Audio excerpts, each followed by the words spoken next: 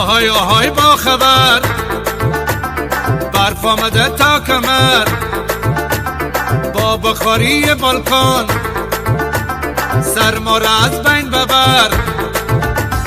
از بالکن به من بگو، از خاصیتش بگو، گاز میسوزه یا ببر، با دیگران داره فرق. بخاری بالکن نازه، نی برقی و نی گازه، بازغال سنگ میسوزه،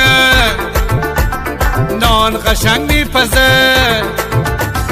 با یک سوختی خیلی کم چند کار میکنه یک دم، نان میپزه چون تنور، آب جوش داره هر دم، لباسا خوش میکنه چون برخوتو میکنه، غذا پزه چون حجاب کبابم جور میکنه. نامی او است بالکن که مصرف و با دوام، درد داشتم از زمستان، حال که آمده بالکن، چون که من بالکن دارم دوست دارم زمستان. بخاری های بالکن و کل افغانستان خرید داره فراوان، سوختشم خیلی ارزان.